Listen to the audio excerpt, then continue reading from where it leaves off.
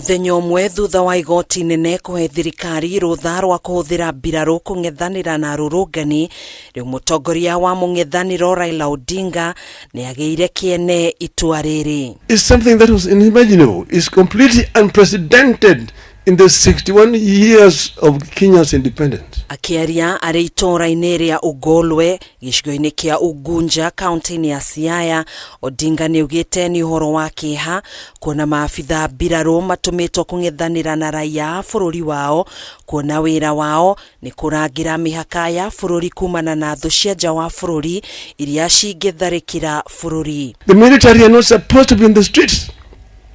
Army is there to defend the country against foreign aggression, not to deal with internal strife.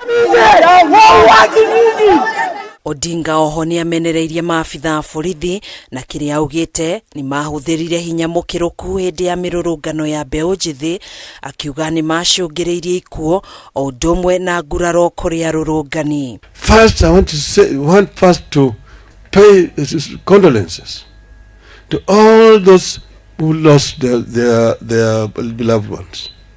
We lost so many of young, promising lives unnecessarily during this last 1 week. Oho ni ugite maabitha aria othe marahuthirire hinya mukiruku na kuraga arurungani mafati gutacukirio ikinya ihio ria kiwatho hatari kunirwo ritho, miario iria nyititwo mbaru ni gavana wa Siaya James Orengo hamwe na mubunge wa Ugunja Opiyo Wandayi. Policemen who have been given instruction to shoot to kill.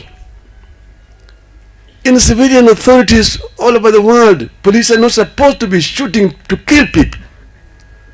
Police responsibility is to protect the life and property of the people of Kenya.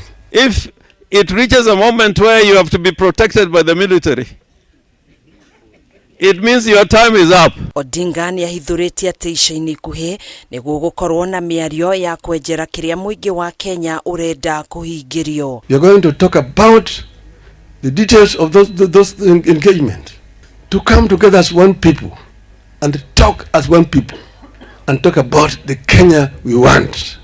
But we want to say that our people should continue to remain firm.